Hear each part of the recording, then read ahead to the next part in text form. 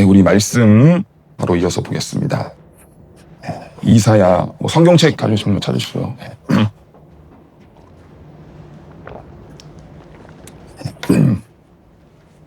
이사야 10장 21절.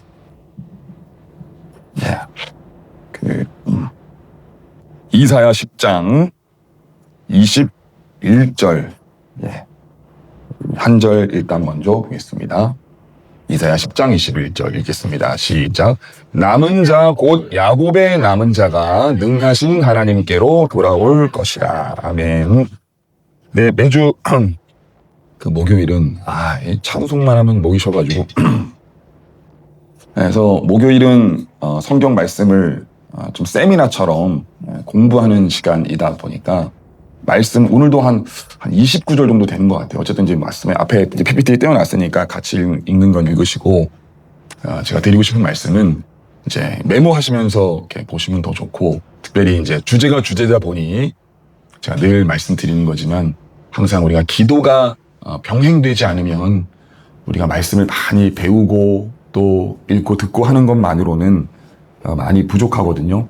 그래서 일단은 요즘 워낙 한국도 그렇고 전 세계적으로도 혼란스러운 그런 시대이기 때문에 말씀으로 분별하는 것이 무엇보다 중요하죠. 저도 많이 배우고 있고 계속 공부하고 있고, 그럼에도 기도가 참 중요하다, 필요하고, 제가 이 부분을 항상 같이 말씀드립니다. 왜냐하면 저도 그렇고 제 주변은 저도 그럴 수 있고 제 주변에도 말씀은 너무 많이 알고 가르칠 수 있고 하는데 제 기도가 안 되다 보니까 그게 능력이 안 되는 거예요.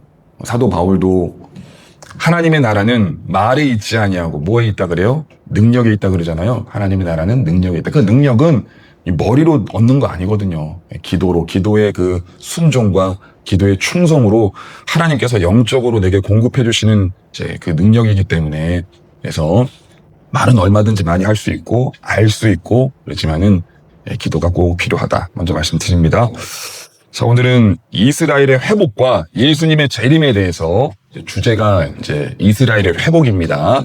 또 이스라엘의 좀 더 구체적으로 정확하게 독립이라고도 볼 수 있겠어요. 그래서 많은 이제 말세 마지막 때를 연구하고 가르치는 우리 학자들 가운데 이 이스라엘의 독립이라고 하는 주제가 아주 흥미로운 주제이기도 하면서 참 놀라운 그런 역사적 현실입니다. 지금 우리 눈앞에 벌어져 있는, 이따 말씀드리겠지만은, 그래서 하나씩 살펴보겠습니다. 그래서 이스라엘의 회복이 읽은 말씀은 이제 이따가 나중에 보겠습니다. 이제 설명드릴게요. 그래서 다 잘 아시는 그런 말씀, 저기 장면이죠. 국기, 이스라엘 국기. 그래서 이게 이스라엘이 제사장이 옷을 상징한다 그래요. 나름 의미 부여를 해서 성경 말씀에 이스라엘 깃발을 이렇게 만들어라, 그런 말씀은 없죠. 그냥 이스라엘이 독립을 하면서 그냥 만든 거예요. 그래서 이건 다윗의 별이라 그래가지고 다윗의 방패, 그런 의미를 집어넣은 겁니다. 아시는 대로. 그래서 오늘날 팔레스타인, 이스라엘 전쟁이 이렇게 막 아직까지 진행 중이죠. 사실 ING죠, 계속해서. 근데 이제 그 팔레스타인이라고 하는 사실 원래 나라 자체가 없거든요. 이거 유튜브 어디를 뒤져봐도 사실 대부분 이제 무신론자 입장에서 이 이스라엘과 팔레스타인의 역사, 이 과거의 역사를 이야기하는 사람들이고, 그리고 그런 무신론자들의 사실 대부분이 그러니까 좌파예요, 좌파. 그러니까 좀 정치적인 좌파 이런 것도 이런 거지만은, 이 좌파라는 게 뭐냐면 인본주의적인 그런 관점에서 모든 것을 해석을 하는 거예요. 그래서 유튜브 다 찾아보면은 이 팔레스타인이 피해자고 이스라엘을 가해자로 보통 그렇게 상정하는 경우가 굉장히 많아요. 물론 이제 둘 다 그런 측면이 있죠. 그렇죠? 먼저 찌른 놈이나 그 막는다고 더 패는 놈이나 다 그런 면이 있어요. 그럼에도 불구하고 우리가 항상 의지하고 의존하는 그 사실, 팩트는 뭐냐면 성경이어야 돼요. 그러니까 이것 때문에 늘 공격당하는 거예요. 그래서 제가 자주 말씀드리지만은 우리가 기독교인, 그리스도인이 된다라고 하는 것은 무엇이냐면 도덕적인, 윤리적인 사람으로서 그 사람에게 내가 그렇게 비춰주고 싶다가 아니에요. 이걸 내려놓지 않으면 하나님의 말씀을 절대로 깊이 못 깨닫습니다.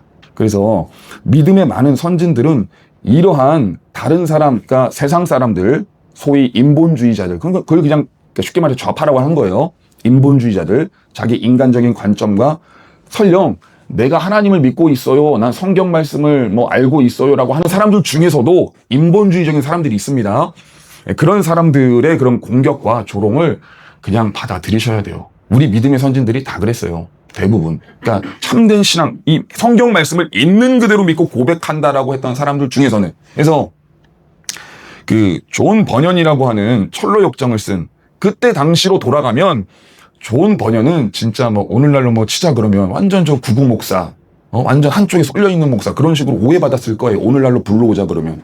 그러니까 아니 영국이라고 하는 나라가 성공회를 갖고 있는 나라인데 넌 왜 자꾸 그런 성공회 규칙에 따르지 않으려고 하냐. 회중설교 나가가지고 그런 야외에서 공중설교 하지 마라. 그게 규율이고 법이었거든요. 그리고 이 영국 왕실과 정부에 반하는 거 하지 마라. 근데 자기는 이 성경 말씀을 있는 그대로 믿는 그런 신앙인, 목사의 양심으로는 그렇게 할 수가 없는 거예요. 그래서 어떻게 합니까? 감옥에를 들어가잖아요. 하지 말라고. 그럼에도 불구하고 어기고 들어가는 거예요. 그럴 때는 타협하는 게 아닙니다. 그래서 그 감옥 안에서 12년 동안 있으면서 성경 다음으로 가장 많이 팔린 책이라고 하는 철로역정이라고 하는 엄청난 책을 쓰는 거예요. 엄청난. 그러니까 우리가 시간이 지나고 시대가 지나면 그 사람의 그런 어떤 사역과 그런 발언들이 재조명, 재평가되듯이 오늘날에도 뭐 제가 뭐 다른 얘기를 뭐 하려고 그러는 게 아니라 뭐 조금 하면은 완전 이상한 사람으로 몰리거든요. 예, 몰려요. 그리고 이스라엘이라고 하는 그 단어를 저도 이제 유튜브를 이제 조그맣게 하고 있기 때문에 올리면 알고리즘에서 탈락시켜버려요. 이스라엘이라고 하는 단어를 쓰면. 그냥 못 쓰게 하는 거예요. 동성애, 뭐 이런 것들 있잖아요. 있는 그대로 쓰면 알고리즘에서 탈락돼요. 제가 해봐서 알잖아요. 네, 그래도 뭐 평균적으로 나오는 조회수라는 게 있거든요. 쇼츠로 올리면. 안 나와요. 아예. 알고리즘을 막아버리는 거예요. 이런 표현의 자유를 막아버리고 표현의 자유를 막아버리면 제일 피해라기보다는 이게 복음의 말씀을 있는 그대로 접할 수가 없거든요. 사람들이. 어쨌든 뭐 다른 데 가면 안 되니까. 그래서 팔레스타인이라고 하는 나라는 역사적으로 없었습니다. 없었어요. 예, 저 지역이 이스라엘이라고 하는 나라가 들어서기 전까지는 어느 나라 땅이었는 줄 아세요? 어느 나라? 영국 땅이었어요. 역사적 사실이에요. 쳐보세요. 그러니까 영국 땅은 아니지만 영국이 지배하고 있던 지배령이에요. 홍콩처럼. 그리고 더 주인이 있는 것도 아니에요. 그냥 대충 이게 7세기 전까지는 기독교 또 유대교 전통 또 아랍은 이제 그 이후니까 7세기 600 중반대 이후니까 그때까지 섞여 살다가 그러니까 7세기 후반대가 되면은 저 밑에서 이슬람이 막 올라오죠. 사우디아라비아 거기가 이제 발상지잖아요. 그 이슬람에. 그러면서 저 지역을 접수를 해요. 7세기 8세기가 되면. 그때부터 근데 나라도 아니에요. 그냥 이슬람권 문명이 있는 그런 나라로 있다가 오스만 투르크라고 하는 오늘날 터키 알죠? 터키가 거의 저쪽 지역을 오랜 시간 거의 1000년 가까이를 그냥 다스렸어요. 근데 여기는 뭐 누구 땅이야 이런 것도 아니고 그냥 오스만 투르크라고 하는 1차 세계대전 이전까지 있었던 나라입니다. 실제로 그 나라의 지배를 받았던 그런 지역일 뿐이에요. 팔레스타인이라는 나라는 없었어요. 이게 역사적 사실인데 이렇게 얘기하면은 뭐 이상한 사람 취급받고 그런 거예요. 뭐 일부 아주 전통적으로 성경 말씀에 근거해서 지지해서 이제 역사하는 그런 역사를 주장하는 사람들을 있기는 하나 소수고 또 이제 취급을 못 받죠. 일반 역사 학계에서는 그런 거 안 믿으니까. 어쨌든 오늘날의 그런 지도입니다. 그래서 이제 웨스트뱅크 서쪽 팔레스타인이 이제 저렇게 지금 지역이 갈려져 있잖아요. 문제가 되는 게 가자 지구죠. 예, 저쪽 지역에. 그래서 이쪽은 조금 그나마 좀 이렇게 잘 섞여서 산다 그래요. 웨스트뱅크 서안 지구에 있는 사람들은 뭐 보니까 그래요.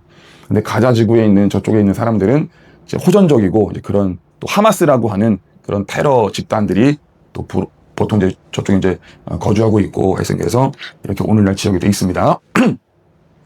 자, 이걸 잘 하셔야 되는데 뭐냐면 여러분 구원에는 순서가 있습니다. 자, 우리 앞에 말씀 읽어보겠습니다. 시작. 너희가 백성이 되리라. 너는 이 말을 이스라엘 자손에게 전할지니라. 자, 출애굽기 19장 6절 말씀인데 하나님께서 이스라엘 백성들을 유대민족이죠. 이스라엘 백성들을 애굽 땅에서 지내고 있었는데 그때 이제 당시 전체 인구로 따지면 남자 장정만 60만이니까 아마 수백만 명이 살았을 겁니다. 근데 그들을 이끌어내시는 목적 중에 하나가 바로 가장 중요한 목적 중에 하나가 저거예요. 그렇죠? 출애굽기 12장, 13장, 14장이 되면 이제 나오잖아요. 그렇죠? 애굽을 나오고 19장 20장쯤 되면은 시내산이 거의 당도를 해서 율법을 받는, 그러니까 하나님과 언약 백성으로서 계약을 맺으려고 하는 그때예요. 그 당시에요. 근데 하나님께서 너희들의 민족적 유대 민족 이스라엘 백성이라고 하는 그 정체성이 뭐냐? 바로 제사장 나라를 삼으려고 한다는 거예요. 하나님께서. 유명한 말씀이죠. 제사장이라는 게 뭐죠? 제사장. 존재 목적이에요. 이 사람들이 이스라엘 유대 민족의 존재 목적 제사장 나라. 오른쪽에 있는 사람들은 죄인입니다. 이 죄인들은 하나님 앞에 서거나 직접 서거나 그리고 죽음 이후에 하나님과 화해하지 못한 상태로 죽음을 맞이하게 되면은 다 심판받는 거예요. 지옥 가는 거죠. 근데 그 가운데서 하나님과 죄인들 이 가운데서 이 두 사이의 길을 터주고 쉽게 말하면 중보 연결해주는 사람으로서 역할하는 사람이 바로 제사장이에요. 맞죠? 예. 그래서 이 제사장이 없으면 이 이스라엘 백성들은 절대로 하나님 앞에 나아갈 수가 없어요. 그러니까 이러한 제사장이 하는 역할을 이스라엘 백성들이 원래는 하기로 되어 있었다는 거예요. 누구에 대해서요? 이방인들에 대해서. 그래서 이스라엘 백성들이 먼저 율법을 잘 배우고 익히고 율법이 예표하는 바 가리키는 바 장차 오실 메시아 그리스도 그분을 믿는 믿음으로 구원을 얻는 것이다라고 하는 것을 율법으로 일단 형식적으로 그림 언어로 배우듯이 배우는 거니까 이거 먼저 잘 배우다가 나중에는 이방 민족 열방으로 막 선교하고 전도하고 퍼져가지고 하나님께로 그 이끄는 인도하는 전도하는 선교하는 민족이 됐어야 했는데 이거 실패했죠. 이 제사장 나라를 원래 만들려고 했던 거야, 유대 민족을. 우리가 한국인인데 선교사다. 저기 아프리카, 캄보디아, 아마존 온갖 나라 다 가 있잖아요. 그러면 선교사 그러면 익숙하죠. 근데 유대 민족이 어디 선교사로 간다. 뭔가 어색하잖아요. 왜 그러냐면 원래 이 일을 이 유대 민족이 하기로 되어 있었는데 제사장 나라니까. 제사장 나라를 삼기 위해서 이 사람들을 불렀으니까. 근데 이 역할을 실패한 거예요. 실패. 그러니까 하나님의 실패가 아니라 이들의 불순종입니다. 근데 이걸 잘 아셔야 돼요. 그래야 성경 말씀이 어떤 한 큰 맥락으로 여러 가지 주제가 있지만 큰 주제 한 맥락이 뻥 하고 뚫리는 거예요. 자, 우리 앞에 말씀 우리 또 이어서 읽어보겠습니다. 제가 천천히 설명드릴게요. 시작. 그간의 규례를 거슬러서 이방인보다 악을 더 행하며 내 율례도 그리함이 그를 둘러 나라들보다 더하니. 죄송해요. 오타. 그를 둘러 있는 나라들보다 더하니. 그러니까 지금 이스라엘 백성들을 하나님께서 구원하시고 부르신 이유, 또 광야에서 40년 열심히 뺑뺑이 돌리면서 훈련시키는 이유가 뭐냐? 아니, 뭔가를 이렇게 조교 역할을 하려면, 또 남들을 또 가르치고 이렇게 하려면, 장교가 되려면 훈련을 받아야 되잖아요. 그러니까 제사장 나라로서 그들을 세우기 위해서, 조교로 세우기 위해서 40년 광야 뺑뺑이 돌리면서 훈련 열심히 시키는데, 근데 그 결과가 뭐냐면, 그는 이스라엘 백성입니다. 그들이 내 규례, 율법, 율례, 말씀, 여호와의 명령 이런 것들을 다 거슬러 가지고 심지어 이방인들보다 악을 행하며. 그래서 열왕기상하 그런 말씀을 보면은 북이스라엘 남유다에서 어떤 일이 자행되냐면은 어린 아이를 제물로 드리는 거예요.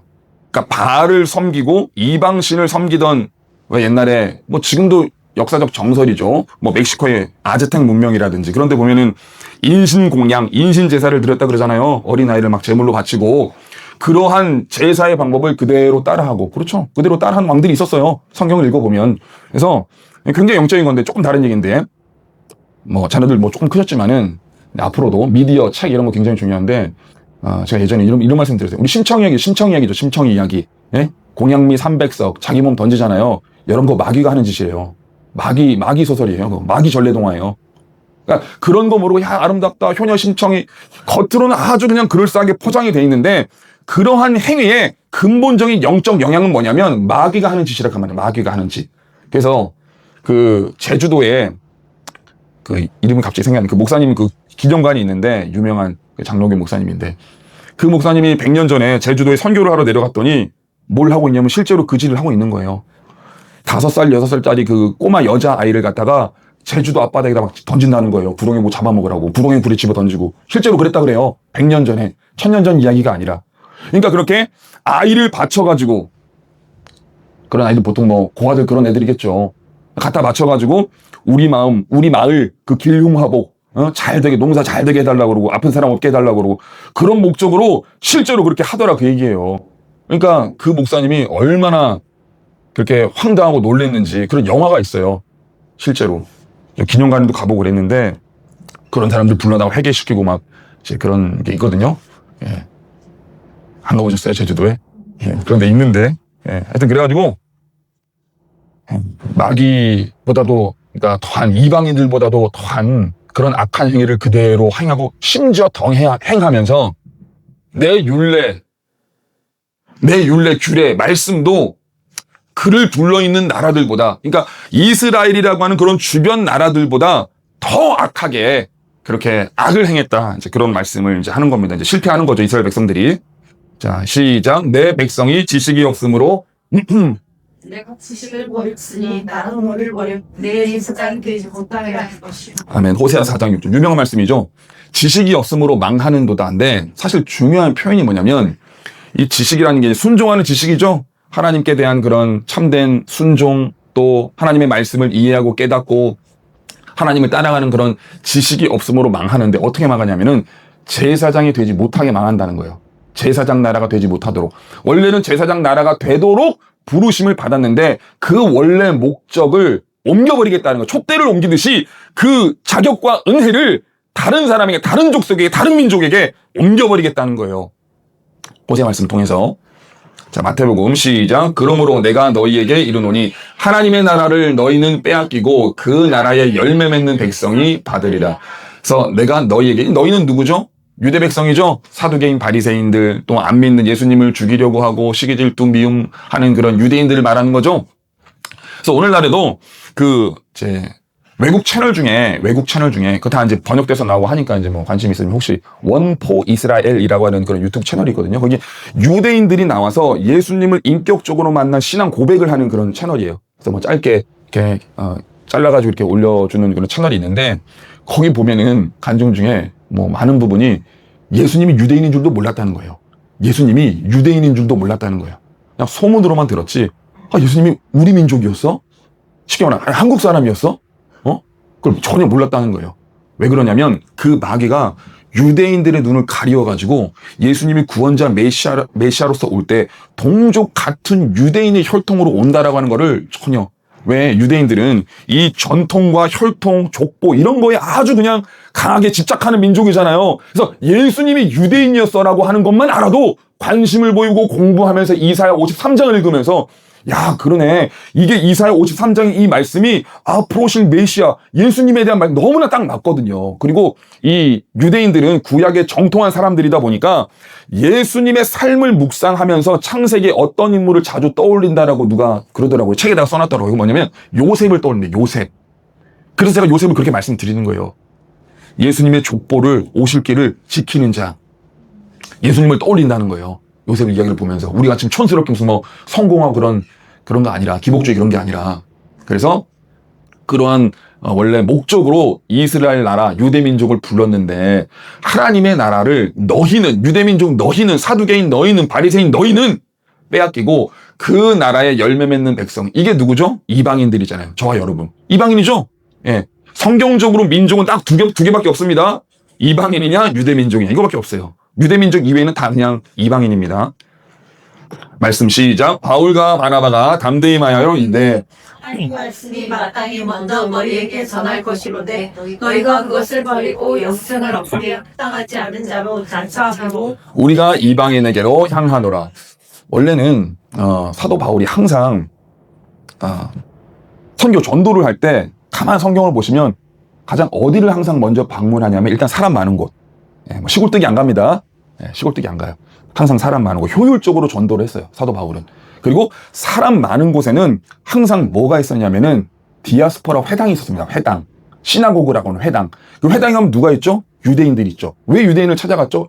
사도 바울은 자기도 유대인 출신이고, 바리새파의 정통 유대인 출신이고, 이게 통하는 게 있으니까 뭔가 말을 같은 말이라도 한마디를 전하면 통하는 게 있잖아요. 그러니까 쉽게 전할 수 있고 설명할 수 있고 그에게 예수님을 알릴 수 있기 때문에 보면은 항상 회당을 먼저 찾아가요. 데살로니가서 그러고 회당을 먼저 항상 찾아가서 복음을 전합니다. 그런데 이 사람들이 그걸 받아듣습니까? 안 받아듣습니까? 이거 물론 소수는 있지만 대다수는 그냥 이상한 사람, 미친 사람 취급하는 거예요. 사도 바울. 이상한 사람. 그래서 하나님의 말씀이 마땅히 먼저 너희에게 전할 것이로되. 사도 바울은 이걸 알고 있었어요. 왜냐하면 유대민족, 이따 로마서 볼 건데 유대민족을 수많은 민족 가운데서 고르신 것은 하나님께서 그 민족을 통해서 하나님의 말씀을 맡아서 이 하나님의 말씀을 이방 세계에 전하는 그런 제사장 역할로서 부르셨는데 그걸 지금 못하고 있지 않냐. 그래서 나는 그 예수님을 만난 자로서 너희가 그것을 할 수 있도록 해야 된다라고 하는 그런 마땅한 의무상을 내가 하나님의 말씀으로 전하려고 하는데 그것을 너희가 버리고 영생을 얻기에 합당하지 않은 자로 자처 스스로 그런 상황에 처함으로 이제는 우리가 이제 더 이상 뭐 유대인들 이런 거에 집착하지 아니하고 누구에게로 간다고요? 이방인에게로. 그래서 자기 스스로를 뭐라고 고백하죠? 나는 이방인의 사도다. 이방인의 사도. 그렇게 이제 고백을 하잖아요. 자, 앞에 말씀 시작. 예수 그리스도의 사도 베드로는 본도, 갈라디아, 갑바도기아, 아시아와 비두니아에 흩어진 나그네. 물론 베드로는 이제 보통 유대인들에게 이 예수님의 복음을 이제 전한 그런 역할을 가졌던 사람으로 사도 바울이 그렇게 얘기하죠. 나는 이방인에게로. 베드로 너는 유대인들에게로. 근데 베드로 전서라고 하는 편지가 보내진 지역을 보면 이거 다 이방 지역이에요. 그렇죠? 본도, 갈라디아, 갑바도기아, 아시아, 비두니아 다 어디죠? 오늘날의 터키 지역이죠. 터키 지역.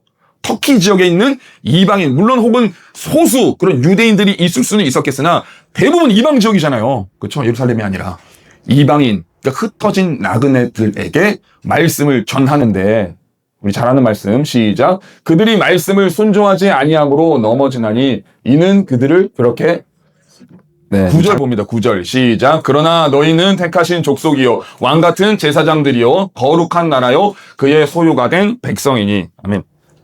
그래서 8절에 보면 자 그들이 말씀을 순종하지 아니함으로 이들이 누구예요? 이들이 누굽니까? 그들 유대인이죠. 유대인들은 말씀을 순종하지 아니함으로 넘어졌나니. 근데 이는 그들을 그렇게 정했다는 거예요. 하나님께서. 여러분 이게 놀라운 겁니다. 이어서 그러나 너희는 누구죠? 이방인.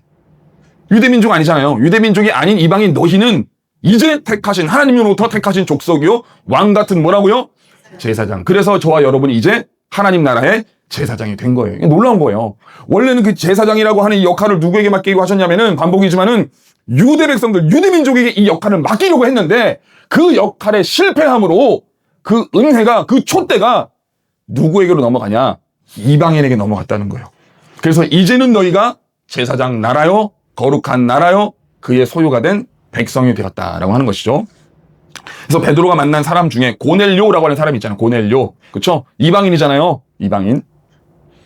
자, 그래서 원래는 유대인을 먼저 제사장 나라 삼아서 이방인들에게 하나님의 그 말씀. 그래서 예수님이 딱 오셨을 때에 드디어 오셨군요. 우리 예수님 내가 기다렸습니다. 우리 같은 혈통 유대민족으로 오시리라 주시겠다고 보내시겠다고 제가 아브라함의 그 약속부터 믿고 알고 있었는데 드디어 오셨군요. 주님 환영합니다. 그리고 예수님을 모셔다가 이방인에게 이 예수님을 믿어야 구원을 얻을 수 있다. 천국 갈 수 있다. 영생을 얻을 수 있다. 라는 그런 역할을 했었어야 됐는데 그 역할에 실패했다는 거예요. 전혀 거의 대부분 물론 일부 있었지만 대부분 그 예수님이 누구신지 왜 오셨는지 알아보지 못하고 이제 어떻게까지 합니까? 십자가에 못 박기까지 하잖아요. 그래서 원래는 유대인에서 이방인에 가는 계획이었는데 더 나은 계획으로서 모든 것이 합력하여 선을 이루신 우리 하나님께서 좀 다른 얘기지만 여러분 우리 삶에 뭐 뜻대로 되는 거 잘 없죠. 뭐 있기는 하지만 많지 않고 TV나 뭐 유튜브 이런 거 보면은 다 자기 뜻대로 되는 사람들만 나와가지고 막 이러면 막 꼴보기 싫고 그러잖아요. 근데 원래 인생은 내 뜻대로 안 되는 거예요. 잘. 저도 이 자리에 이렇게 서 있을 거라고는 뭐 전혀 기대도 상상도 뭐 정해본 적도 없고 저도. 그래서 다 하나님께서 이 모양 저 모양 만들어 가시는 건데 그냥 바뀌면 돼요. 바뀌면 속 편합니다. 그렇다고 뭐 가만히 안 하고 그냥 가만히 앉아있자 이게 아니라 하나님께서 그때마다 주시는 상황들이 있거든요. 그때 최선을 다하는 거예요. 그냥 주어진 그 상황 안에서 최선을 다하다 보면 하나님께서 이렇게 저렇게 길을 만들어 가시는 하나님이시다. 그래서 이게 실패한 게 아니라 실패는 유대인에게 입장에서 실패고 하나님께서는 더 나은 계획으로서 이방인들을 택하셔서 이제는 그 이방인들이 복음의 충만한 그 은혜와 능력을 누리고 마지막 때, 말세 때, 예수님의 재림의 때에는 그 이방인들이 뭘 합니까? 유대인들에게 가가지고 복음 말씀을 전하는 거예요. 복음 말씀. 그래서 이역 멀리 저기 멀리 떨어진 이스라엘 막 전쟁 막 총알이 날아다니고 포탄이 떨어지는 곳에 가가지고 선교하는 한국인 선교사님들이 굉장히 많잖아요. 아니 인간적인 눈으로 본 거 제정신입니까 그거? 전쟁이 막 일어났는데 그럼에도 불구하고 가는 거예요. 그래서 이걸 아니까 열방으로, 그 중에 이제 한 나라가 이제 유대인이고, 이제 마지막에 이제 유대인이 부흥을 할 겁니다. 유대 민족이. 근데 예수님은 이런 상황을 미리 알고 계셨어요. 성경을 보면. 자, 이거 찾아봅니다. 길어서. 누가복음 4장, 신약. 25절, 27절.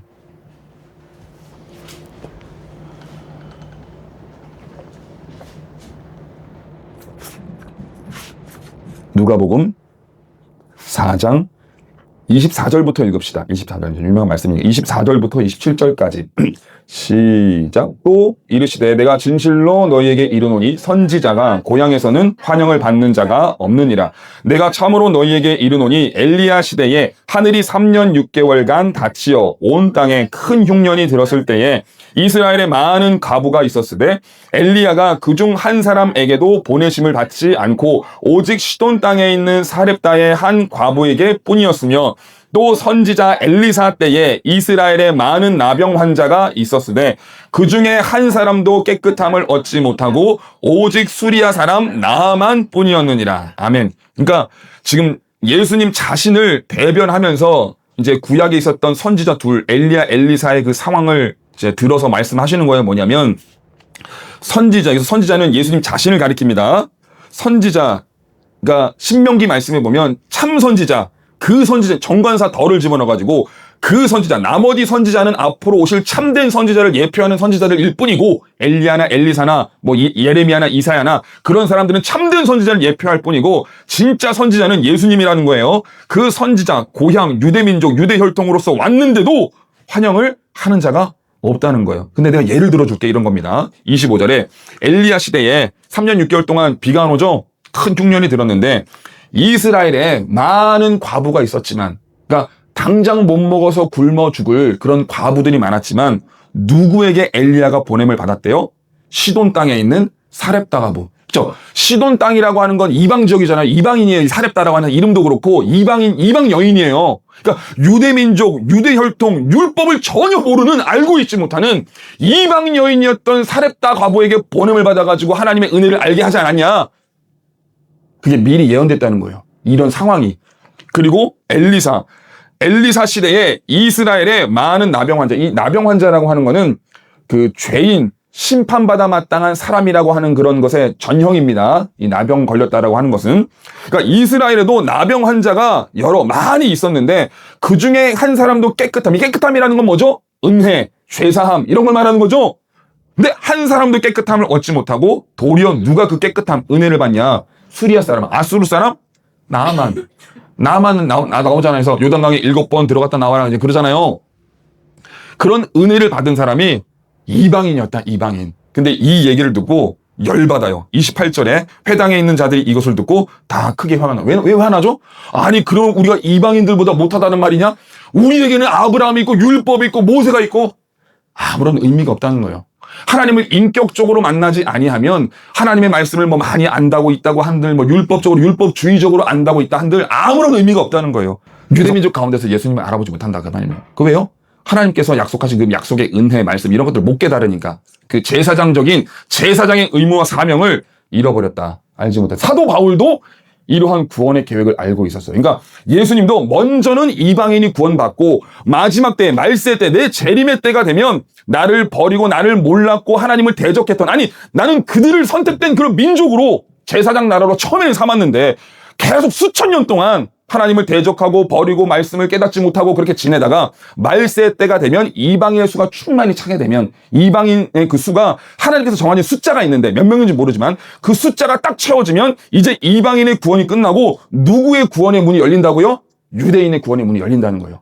예수님이 미리 말씀하셨고 사도 바울도 이걸 알고 있었어요. 알고 계셨어요? 자, 로마서 11장 찾아봅니다. 길어서 로마서 11장.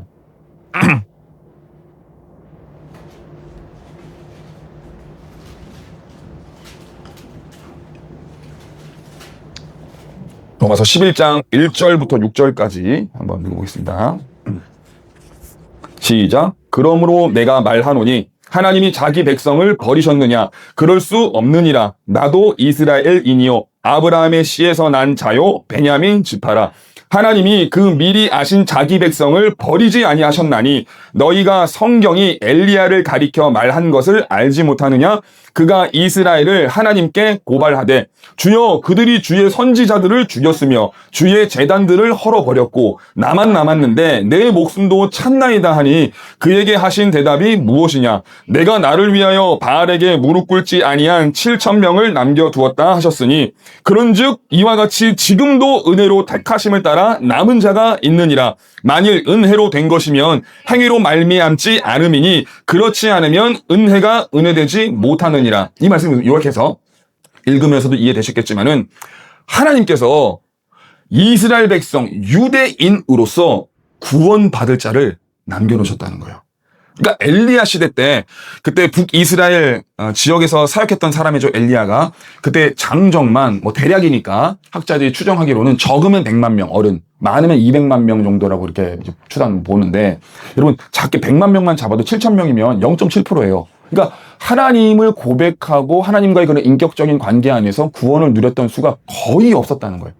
거의 유대 백성들 가운데서 마치 그러한 것처럼 그럼에도 불구하고 소수 아주 적은 자는 구원받을 만한 자로 남겨두었던 것처럼 지금도 그렇죠. 5절에 이와 같이 지금도 나는 모르지만 못 봤지만 은혜를 따라 택하심을 따라 남은 자. 그래서 구약의 렘넌트라 그러거든요. 이 굉장히 중요한 사상입니다. 남은 자만 구원을 받으리라. 남은 자가 구원을 받으리라. 그 소수가 이스라엘 백성 가운데서도 있다는 거예요. 그리고 내용이 쭉 전개되는데 후일에 마지막 때에 그런 야곱이 마치 버려진 것과 같은 그런 시기 때가 끝이 나면 이방인의 수가 충만히 채워지면 이제는 그 야곱에게 이스라엘에게 가려졌던 그 수건이 벗겨짐으로 하나님을 알아보고 예수님 메시아 그리스도를 알아봄으로 구원받을 백성들이 생길 거다. 이거를 하나님께서 지금 다 섭리하고 계시다는 거예요. 인도하고 계시다는 거예요. 나는 모르지만 누군지는 못 봤지만은 그러한 역사를 하나님께서 엘리야 시대에도 지금 이 시대에도 마지막 때에도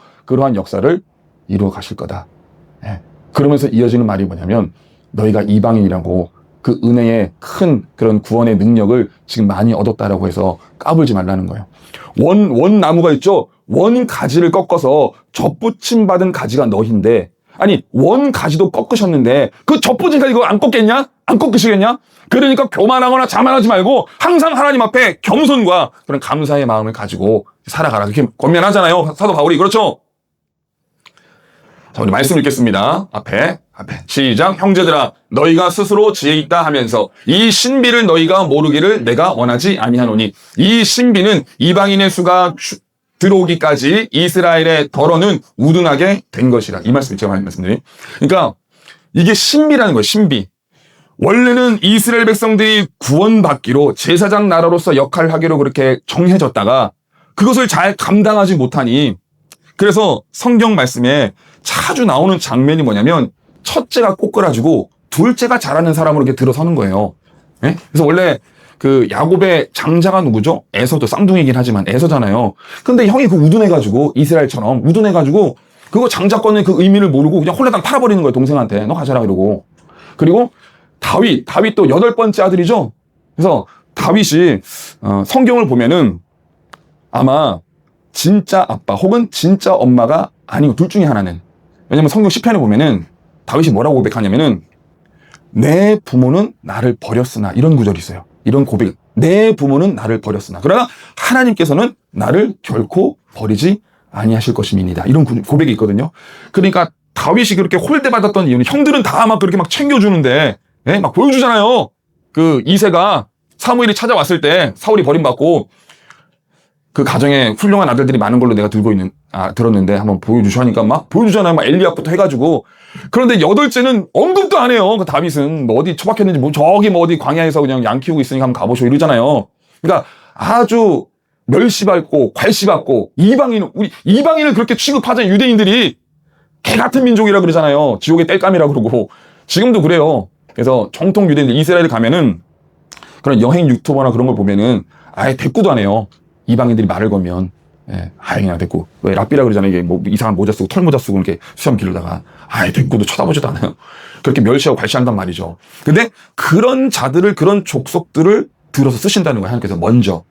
그런 원리가 성경에 많이 나와요. 그래서 이건 신비인데 이방인의 수, 그러니까 이방인들에게 넘어간 그런 제사장의 능력, 권위, 권세가 충만하게 채워지게 되면 이 수는 모릅니다. 하나님만 아시는 거예요. 근데 이 수가 딱 들어차면 이스라엘에게 야곱 민족 족속에게 있었던 그 우둔함이 벗어지게 된다는 거예요. 벗어지게.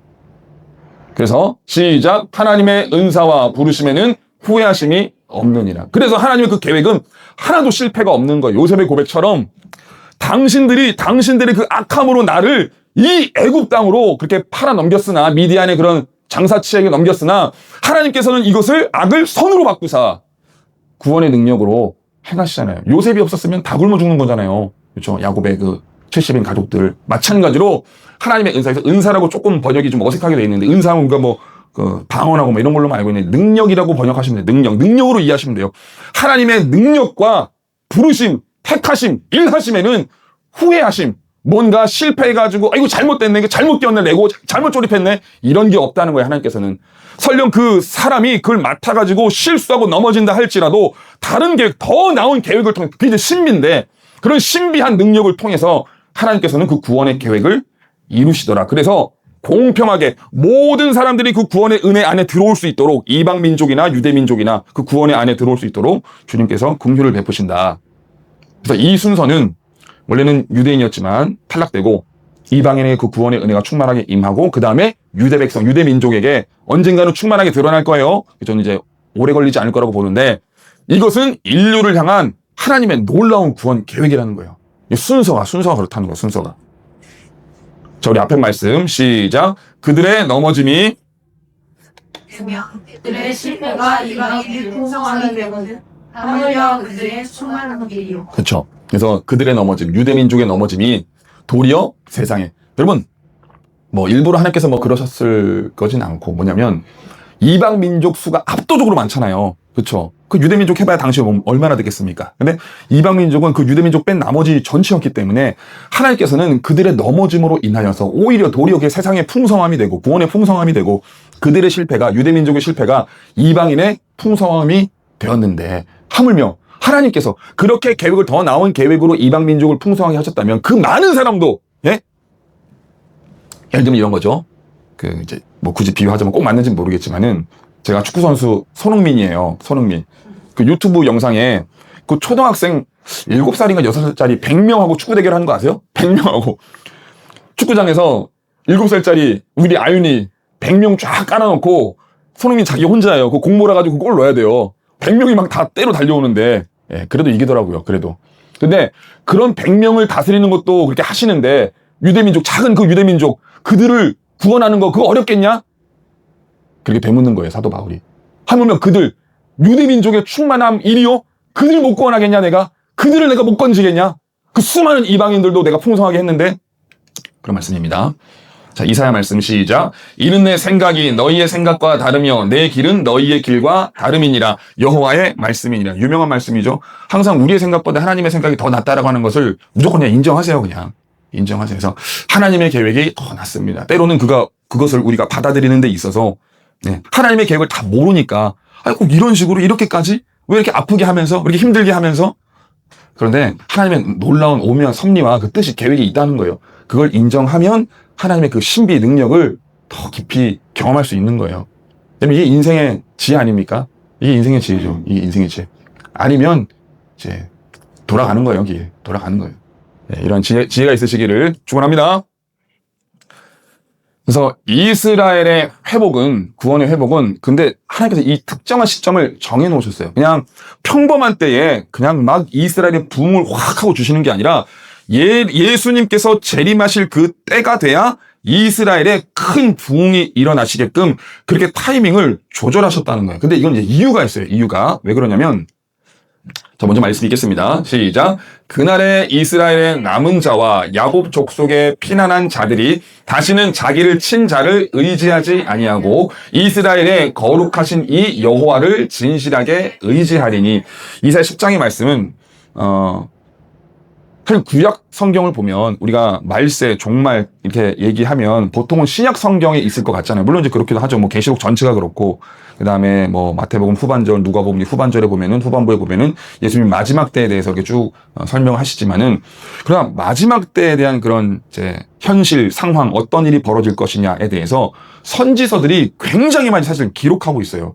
굉장히 많습니다. 뭐 이사야, 예레미야, 에스겔, 스가랴, 뭐 미가, 호세아도 있고 뭐 굉장히 많습니다. 어쨌든 그래서 구약 성경을 읽다가 그 날 하면은 이게 the day거든요. that day라고 하는 그 날은 보통 심판의 날을 가리켜요. 하나님의 심판의 때, 예수님의 재림의 때, 예수님이 하나님이시니까 하나님의 그 재림의 때, 임재의 때를 가리킵니다. 거의 항상 대부분 90%가 그래요. 그래서 그 날 하면은 예수님의 심판의 날에, 하나님의 심판의 날에 이스라엘의 남은 자와 야곱 족속의 피난한 자들이 다시는 자기를 친 자를 의지하지 아니하고, 여기서 자기는 유대민족이죠. 유대민족을 치고 괴롭히는 자가 누굽니까? 이방 족속이에요. 이방 족속. 조금 더 구체적으로 이야기하자면 오늘날로 현실로 따지자 그러면 아랍 족속들, 지금 이스라엘 빼고 전부 다 주변에 전부 아랍 국가죠. 예, 조금 더 아랍 국가예요. 그 친자를 의지하지 아니하고 이스라엘의 거룩하신 이를 진실하게 의지할 때가 온다는 거예요. 여러분, 이래 본 적 있어요, 지금? 이스라엘이? 이래 본 적 있습니까? 없잖아요. 없습니다. 그날에 예수님이 재림을 하시는데, 재림하시는 그분을 바라보면서, 오실 그분을 소망하면서, 그분만을 진실하게 의지해 본 적이 있냐고요? 아직은 없어요. 그러니까 이런 때가 온다는 거예요, 언젠가는. 그러니까 이때에 이스라엘 백성들이, 이스라엘 유대민족이 구원의 은혜로서 회복이 된다는 거예요. 시작. 남은 자, 곧 야곱의 남은 자가 능하신 하나님께로 돌아올 것이라. 그래서 남은 자라고 하는 이 말, 렘넌트라고 하는 영어 표현 굉장히 중요한데, 남은 자가 구원을 받으리라. 예수님 시대도 그렇죠. 우리가 아브라함 혈통이야. 그게 곧 구원이라고 착각하잖아요. 근데 돌을 들어서 하나님을 찬양하는 존재를 만드실 수 있는 그 이가, 아브라함의 혈통이라고 구원을 받는 게 아니라, 오직 남은 자만, 렘넌트들만 구원을 받을 거다. 근데 이러한 남은 자, 렘넌트가 언제 막 우후죽순 막 생겨난다고요? 마지막 때가 돼. 예수님의 재림의 때가 되면. 시작. 이스라엘이여, 내 백성이 바다의 모래 같을지라도 남은 자만 돌아오리니 넘치는 공의로 파멸이 작정되었습니다. 지금 이 말씀, 이 맥락을 정통 유대, 랍비들은 어떻게 이해하냐면, 주전 586년도에 바벨론이라고 하는 제국에 의해서 이 나라가 한번 망하죠. 그 장면으로만 이 말씀을 다 이해해요. 그때 옛날에 2600년 전에, 주전 586년도니까 2600년 전에 그 바벨론 느부갓네살이라고 하는 그 유명한 왕이 있잖아요. 네부카드네자르라고 하는 그 유명한, 지금 실제 왕입니다. 역사 기록에도 있고. 그 왕이 쳐들어와가지고 우리 유대민족이 멸망하지 않았냐. 지금 그거를 상징한다는 거예요, 사실은. 근데 그러한 의미도 있지만, 왜냐면 그 당시, 그 시대에 근접해서 기록된 말씀이기 때문에 이사야. 근데 이걸 후울적 뛰어넘어서 이 그 날이라고 하는 개념은 예수님의 심판의 때, 하나님의 그 마지막 공의의 심판의 때라고 이해하지 않으면 너무나 많은 말씀들이 그냥 껴맞춰지지가 않아요. 껴맞춰지지가. 그러니까 한 말씀을 가지고 중의적인 그런 의미를 전달하시는 거예요. 가깝게는 이스라엘 백성들이 바벨론 제국에 의해서 멸망되고 고통받는 그런 때. 그래가지고 그로 70년을 고생하죠. 그러면서 회개하잖아요. 그리고 70년 뒤에 돌아와가지고 다시 한번 성전도 짓고, 에스라 느헤미야서를 보면은 성벽 재건하고 다시 한번 이스라엘 백성들의 율법을 가르치고 막 이렇게 저렇게 죄를 짓는 사람들을 징계하기도 하고 하잖아요. 그러한 차원을 뛰어넘어서 더 본질적으로 여호와 하나님을 믿고 의지하고 영적으로 회복되는 그 날이 있다라고 하는 걸 같이 상정해야 된다는 거예요. 그렇게 해석하지 않으면 그때 이전에 다 2600년을 다 이루어진 거다라고 해석을 해버리면은 안 맞는 말씀이 너무 많거든요. 그래서 그 날 하면 그 두 가지, 조금 제가 빠르고 배경 지식이 없으면 사실은 좀 이해하기가 좀 쉽지 뭐 이해되시죠? 이해되세요? 네. 자, 해서 이사야 중요한 말씀이고, 자, 읽어보겠습니다. 시작. 이미 작정된 만군의 여호와께서 온 세계 중에 끝까지 하시기. 아멘. 아니, 온 세계의 여호와의 그런 파멸, 작정된 파멸이 임한 때가 어디 있냐고요. 노아의 때 말고는 없잖아요. 그렇죠? 온 세계에. 그러니까 정통 유대 랍비들은 이 말씀을 잘못 해석하고 있는 거예요. 그때 당시 조그마한 그 유대 세계 안에 바벨론이 쳐들어와가지고 망가뜨린 그것만 가지고 하나님께서 온 세계에 그렇게 파멸해, 그런 능력을 행하셨다라고 적용해버리면 이게 말씀이 안 맞는 거거든요. 그러니까 이 온 세계가 파멸을 당하는, 작정된 파멸을 당하는, 그러니까 하나님께 은혜 받은 사람은 구원받고 하나님께 속하지 않은 사람은 파멸을 당하는 거잖아요. 모든 사람 중에서 온 세계에. 근데 그때가 그 날이라는 거예요. 그 날. 여호와의 심판의 날. 요엘서에도 나오고 수많이 나오는. 자, 우리 이어서 누가복음 읽겠습니다. 시작. 그날에는 아이벤 자들과 젖먹이는 자들에게 화가 있으리니 24절 예루살렘은 이방인의 때가 차기까지 이방인들에게 밝히리라. 점점점이라는 거 원래 앞에 말씀이 더 있다는 거예요. 뒤에 말씀 더 있고 이제 잘라서 의미 전달을 위해서 예수님도 그 날에는 이렇게 표현해요. 그 날에는 the day, that day 이렇게 하는 거예요. 영어 표현으로.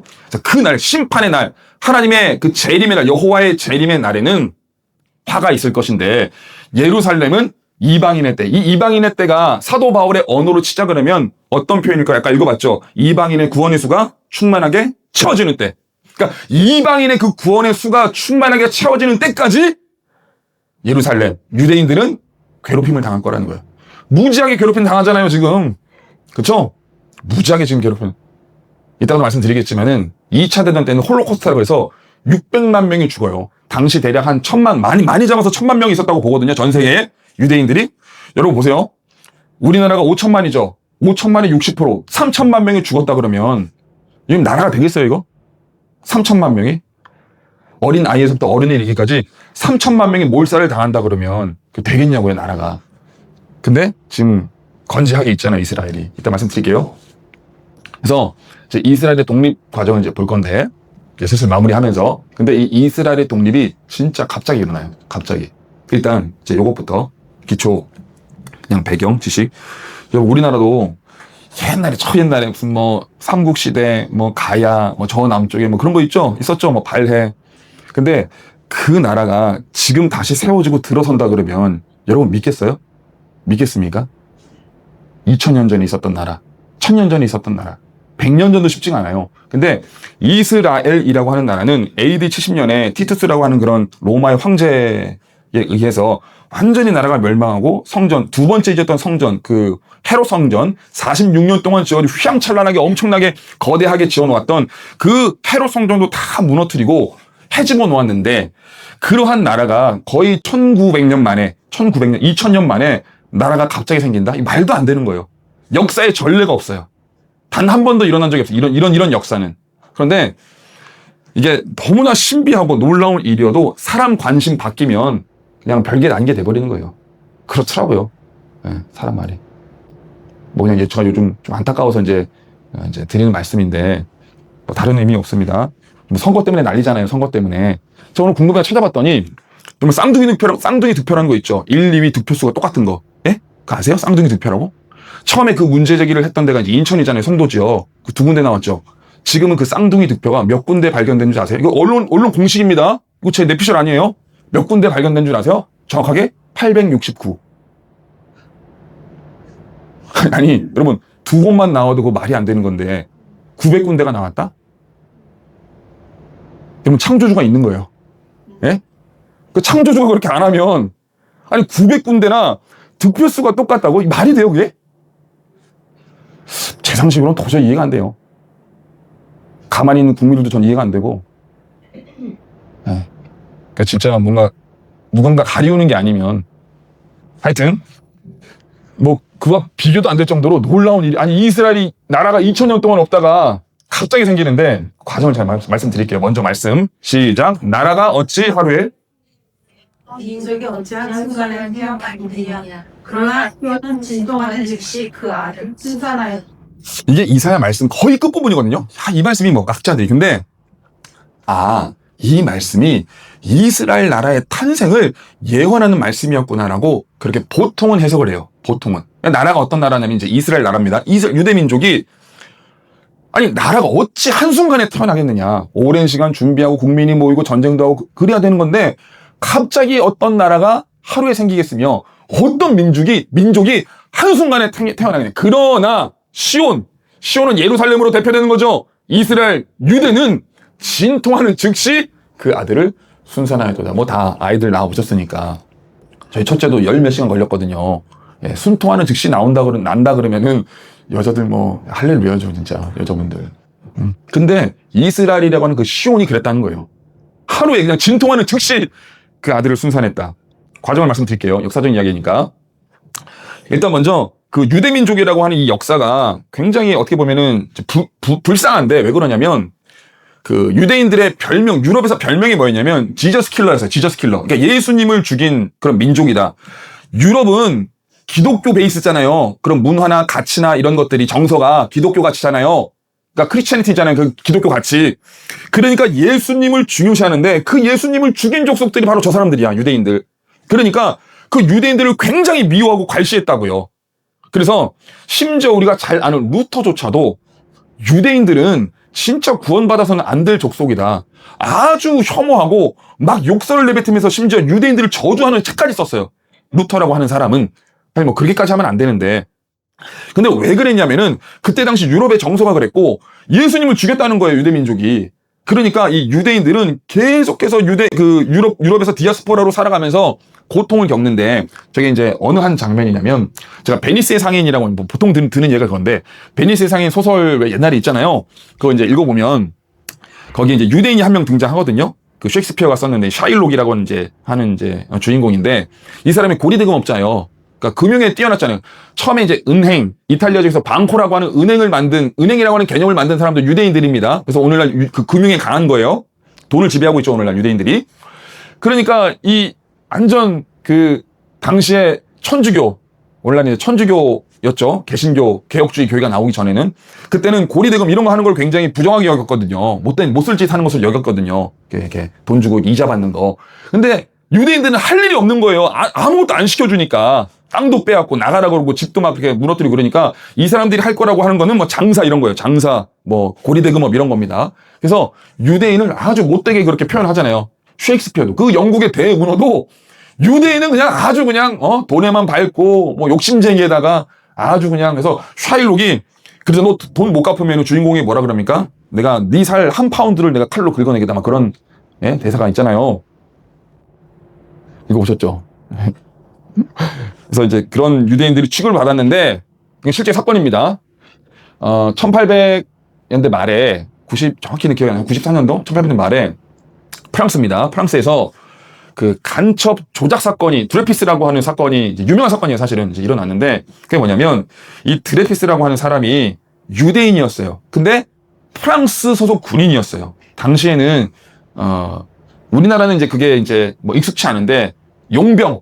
우리나라는 한국인이면 한국 군인만 해야지 뭐 다른 군대 끌어다가 막 쓰지 않잖아요. 근데 다른 나라들은 워낙 전쟁도 많았고 많이 죽어가지고 이 용병 개념이 굉장히 이제 흔했죠. 로마 시대 때부터 용병을 쓰다가 다른 나라 사람 써다가 군인으로 쓰는 거예요. 그런 개념이 있었는데 유대 혈통, 유대 족속이면서 프랑스 장교였어요. 이 드레피스라고 하는 사람이. 근데 어느 날 딱 보니까 아니 지금 우리나라 프랑스군의 기밀을 지금 적국에다가 파는 놈이 있다 그러는데 이거 누구야? 조사해봐. 이제 그런 거예요. 그러다가 딱 교적부를 보니까 이 드레피스라고 하는 놈이 이거 유대인이네 이거? 이 놈이 아닐까? 근거도 없는데 이 드레피스라고 하는 이 사람을 막 몰고 간 거예요. 실제로 없었습니다. 그 근거가. 그래가지고 이 사람을 이제 어떻게 하냐면 실제 당시에 1800년대 말에 이 사람의 계급장을 떼가지고 파면시키는 거예요. 이게 실제 그 당시 저널에 났던 그런 그림이래요. 그림. 사진은 없었고 그림을 그려놓은 거예요. 이게 드레피스고. 그래가지고 지금 군복을 벗고 딱 이렇게 서 있죠. 근데 앞에 그 사람이 먹었습니까? 칼 이렇게 구겨버리고 있고 옷 찢어가지고 벗겨가지고 이렇게 하는 거예요. 파면시키는 거예요. 너 스파이지. 사실 적국으로부터 온. 왜 너 유대인이잖아. 이렇게. 근데 이 소식을 들었던 한 사람이 있는데 그 사람이 누구냐면 헤르츠이라고 하는 테오도르 헤르츠. 이 사람이 지금도 그런지 모르겠는데 이스라엘 화폐에 이 사람의 얼굴이 아마 들어가 있을 거예요. 굉장히 중요한 사람이에요. 우리나라 이제 대한민국 국부 같은 사람입니다. 근데 이 사람이 오스트리아 사람인데 굉장히 부잣집 아들이었어요. 그래서 이 사람이 뭘 했냐면은 그 직업이 기자였습니다. 기자. 근데 이 사람이 프랑스로 특파원으로 나와 있었거든요. 프랑스하고 이제 오스트리아가 가까우니까. 근데 그 프랑스에서 이 사건을 들은 거예요. 접한 거예요. 아니 유대인이라고 이렇게 멸시를 받고 모함을 받고 있는데 이 사람도 유대인이었거든요. 이 헤르츠리라는 사람도. 그러니까 같은 동족 유대인이니 그 마음이 가잖아요. 그래가지고 한번 조사를 해보니까 아닌 거예요. 이게 지금 억울하게 지금 누명을 쓰고 있는 거예요. 그래서 이 사람이 어떤 책을 하나 쓰는데 이게 뭐냐면 유대인들이 이제는 더 이상 유럽에서 떠돌아다니면서 그렇게 핍박과 모멸을 받지 말고 우리의 본토로 돌아가자. 이런 운동을 일으키기 시작하고 그게 그 유명한 시오니즘이에요. 시오니즘. 고토로 돌아가자. 사실은 이 사람은 무신론자입니다. 무신론자예요. 하나님을 믿거나 그런 거 아닙니다. 근데 이 사람은 유대 전통을 가지고 있었던 사람으로서 혈통적으로 구약 성경을 잘 알고 있었고, 아니 그러면 이렇게 억울하게 우리가 맨날 핍박받으면서 내쫓김 당하면서 재산 빼앗고 가면서 이렇게 유럽 땅에서 사느니 차라리 우리가 열심히 준비해가지고 돈 모아다가 저기 팔레스타인 지역에, 이스라엘 지역에 땅을 사다가 그쪽으로 단체로 그냥 이주를 하자. 그래서 우리 권리를 그냥 우리 스스로 누리자. 이렇게 주장했던 사람이에요. 왜냐하면 당시에는 유대인들이 돈은 되게 많았거든요. 돈. 로스차일드라고 하는 가문 아시죠? 실제로 있는 가문이고 음모론이라고 하는 거에 다 지금 다 이렇게 더 씌워져 있어가지고 사람들이 믿진 않지만 실제로 그러한 역사가 있습니다. 이 로스차일드는 유대인으로서 뭐 장사치 이런 게 밝아가지고 하여튼 뭐 얘기하자면 다 길지만은 이렇게 저렇게 큰 돈을 벌어요. 모아요. 그래가지고 이 로스차일드 가문이 결국에는 영국 정부에 로비를 해서 해가지고 세계대전 1차 세계대전이 막 벌어지고 있는 그 시기에 로비를 해가지고 고토 이스라엘로 돌아갈 수 있는 정치적인 힘을 얻어요. 제가 설명드릴게요. 그래서 유대로 돌아가자 이런 시온주의 운동을 이제 만들었던 헤르츠리라는 사람이고, 그래서 1차 세계대전이 1914년에 벌어지는데 그 즈음이죠. 아마 1897년 아마 그럴 거예요. 이때가 10몇 년이 흘러서 세계 1차 대전이 벌어지는데 들을만하세요? 예. 네. 그래서 지금 그 오렌지 색깔로 돼 있는 게 연합국이고 1차 대전이니까 지금 파란 색깔로 돼 있는 게 동맹국이에요. 그래서 독일, 뭐 오스트리아, 헝가리 제국하고 뭐 발칸, 불가리아, 오스만 제국, 아까 얘기했던 오스만 제국까지. 그래서 이 오스만 제국이 지금 이 오늘날 이스라엘 지역을 다스리고 있었어요. 예. 근데 이 오스만 제국 동맹국이 지죠? 연합군들한테. 연합군은 누굽니까? 영프, 이탈리아, 러시아 이 네 개국이 지는 거잖아요. 그래가지고 이 오스만 제국이 다스리고 있었던 팔레스타인 지역을 누가 차지하냐면 영국이 차지해요. 영국이 차지하게 돼요. 그래서 이 사람이 이제 그 벨포라고 하는 이제 영국 외무상인데 이 사람이 편지를 쓰는데 어떤 편지를 쓰냐면은 로스차일드 가문에다가 편지를 써요. 왜냐면 당시에 로스차일드 가문이 돈이 굉장히 많았기 때문에 오늘날도 마찬가지고 사람들 다 음모론으로 취급하지만 오늘날의 미국을 중심으로 한 금융, 정치, 경제, 사회, 문화, 정치 모든 것을 다 로스차일드가 쥐고 있습니다. 여러분 음모 아니에요. 다 파고 들어가면은 다 그 사람들 거예요. 예. 아주 자그마한 일예로 드자 그러면 우리 청바지 유명한 리바이스 있죠. 리바이스. 그 리바이스를 그냥 철자 그대로 읽으면 레비스예요. 레비스 맞죠? L-E-V-I 어포스토피 S잖아요. 레비스. 그게 뭐냐면 레위인의 것 이런 뜻이에요. 레위가 레비잖아요. 영어로 레비가 레위잖아요. 레위인의 것 이런 뜻이에요. 그러니까 무슨 뭐 옷 브랜드 뭐 전부 다 유대인들 겁니다. 예, 근데 유튜브에 쳐보면은 그 다 음모론이라 그래요. 예, 다 그 인본주의 인간적인 그 좌파적인 생각이어서 그런 거예요. 그러니까 잘 분별하시죠. 어쨌든 그래서 이 사람이 영국의 그 외교부 장관이 쉽게 말하면 오늘날 이 사람이 편지를 쓰는데 왜 편지를 쓰냐면은 자 당신이 이제까지 우리에게 다 팩트 체크하고 나왔습니다. 그냥 뭐 떠돈 얘기 하는 거 아니에요. 챗GPT하고 다 팩트 체크하고 당시에 로스차일드 가문이 영국에다가 많은 후원을 했거든요. 왜냐면 전쟁도 막 1차 대전 하고 이러니까 돈 많이 필요하잖아요. 돈이 최고죠. 그래서 돈을 많이 대주고 그랬단 말이에요. 이 로스차일드 가문이 정치적인 어떤 정치 영향력을 그렇게 누리기 위해서. 그래서 그에 대한 응답으로 이 영국 외교장관이 보통 사람 아니죠? 내가 나중에 기회가 되면 당신의 그 민족, 유대 민족에게다가 유대 땅을 주겠다. 저기 오스만 트루프 저 땅을 주겠다. 그런 약속을 해요. 약속. 그래서 남아 있는 겁니다. 이게 실제로. 그래서 이제 로스차일드 가문이 이제 등장을 하는데, 그래서 뭐 이런 책도 있죠. 예, 뭐 다 사실이고 뭐 중요한 건 아니니까. 그리고 이제 시간이 흘러 이제 2차 대전.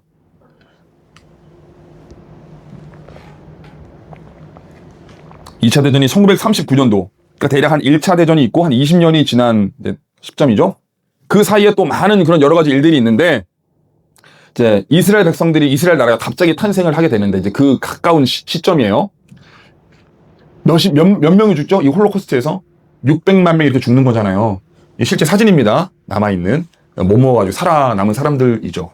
그러니까 이렇게 엄청난 어려움과 고통을 당하고 있는 와중에 지금으로부터 한 20, 30년 전에 헤르츠리라고 하는 사람이 시온주의라고 하는 시오니즘이라고 하는 그런 사상을 유럽에다가 막 퍼뜨려 놨고, 민족주의적인, 이 사람들이 막 하나님을 믿고 신을 믿는 건 아니에요. 근데 민족주의적인 감정으로 야, 이거 유대민족들 너무 불박하는 거 아니야? 우리 그냥 독립하자 차라리. 그래서 돈이 막 모이고 로스차일드 가문이 막 후원을 하고 이래가지고 그런 분위기가 막 무르익어 갈 즈음에 2차 대전이 이렇게 끝나고 그 유럽을 중심으로 어떤 생각, 야, 유대인들 이제 너무 불쌍하지 않냐? 이렇게까지 죽는데? 히틀러에 의해서? 너무 돌려보내줘야 되는 거 아니야? 그래서 이 사진은 다시 돌아가서 쭉 왔다 갔다 하는데 1차 대전이지만 2차 대전이 끝나고 나서 이 지역 관할에 대한 그런 통치권을 영국이 원래 갖고 있다가 누구에게 넘기냐면 유엔에게 넘겨요. 유엔에 넘겨가지고 이거 가지고 뭐 머리 복잡하니까 외교적인 문제도 생길 수 있고 너네들이 처리를 해주라. 근데 이제 기속말로는 이제 뭘 얘기하냐면은 내가 옛날에 유대민족에게 받은 부탁도 있고 뭐 이런 게 저런 게 있다. 그러니까 잘 좀 봐주고 뭐 이런 식으로 해서 유엔에게 넘기는데 유엔이 결국엔 이걸 승인해줘요. 유엔이. 그래 돌아가라. 너네들 고생 많이 했는데 돌아가라. 그리고 바로 즉시 돌아와가지고 1945년도에 끝나잖아요.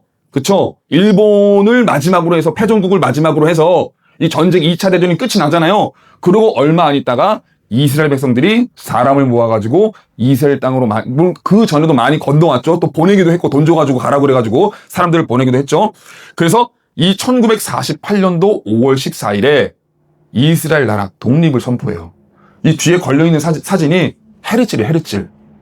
50년 전에 시온주의를 그렇게 주창했던 사람. 사실 이 사람 때문에 그 유럽 땅에 많은 지식인들, 돈 있는 사람들, 권력가들이 그렇게 마음이 모여가지고 이스라엘에 갈 수 있도록 판이 깔린 거거든요. 이 사람 때문에. 그래가지고 이스라엘 독립 선포를 하고 그 바로 다음 날일 1948년도 5월 15일에 중동 1차 전쟁이 발생해요. 바로 다음 날. 누가 이기죠? 이스라엘. 이스라엘은 중동 전쟁에서 단 한 번도 져본 적이 없어요. 심지어 어떠한 그런 기만까지 썼냐면은 그 아랍 국가들이 얘네들은 안식일 되면 쉬니까 안식일 되면 총도 안 쏘니까 우리 안식일에 쳐들어가자 그러고 진짜 쳐들어갔거든요. 안식일에. 그런데도 이스라엘이 이기는 거예요. 이상하지 않으세요? 신기하지 않으세요? 없던 나라가 1900년 있다가 갑자기 나라가 생기고 물론 모두가 다 하나님 여호와 하나님 그런 건 아닙니다. 헤르실도 무신론자고 그 로스차일드 가문도 무신론자들이에요. 그런데 그 유대 민족주의라고 하는 그 감정 때문에 막 이렇게 밀어주는 거예요. 왜 그럴까요, 도대체 이거? 왜냐면 오늘날 이제 사진이죠. 저 이스라엘 예루살렘 성전터에 성전이 세워져야 되거든요. 지금 이제 황금돔 사원이라고 하는 이슬람 사원이 들어서 있지만은 저희가 이제 옛날에 솔로몬 성전이 있었던 예수님 당시에 성전이 있었던 성전터라고 알려져 있죠. 저 위에다가 성전이 들어서야 제사도 드리고 제사도 지낼 수 있고 우리가 하나님 앞에 제물을 드림으로 나아갈 수 있기 때문에 지금 저기를 회복하려면 일단 나라가 들어서야 되는 거예요. 국민이 모이고. 그래서 나라가 회복이 된 거예요. 여러분 이거 트럼프도 못해요. 트럼프 시진핑 푸틴 셋이 힘을 합쳐도 이거 못한다고. 없었던 나라가 2000년 만에 들어서고 사람을 모으고 못한다니까요. 사람으로는 돈이 아무리 많아도. 일론 머스크도 못하는 거예요. 이런 거는. 그래서 저 초록 색깔 이제 거의 끝입니다. 초록 색깔 표시에 뭐라고 되어 있냐면은 The Temple Institute라고 되어 있죠. 그러니까 성전 위원회 이런 거예요. 성전 위원회. 그래가지고 이게 공식 기구는 아닌데 사기구인데 무슨 말이냐면은 이미 정통 유대인들은 이 구약 성경의 말씀을 따라서 성전을 다시 지으려고 다 준비해놨어요. 수치, 그다음에 계획도 조감도 다 해놨습니다. 심지어 3D로 이렇게 만들어가지고 이렇게 우리 만들 거야. 영상까지 다 있어요. 그리고 모든 기구들 성경 말씀 그대로 출애굽기에 나오죠. 촛대는 이렇게 만들고 떡상 이렇게 만들고 다 지금 이미 다 세팅해놨어요.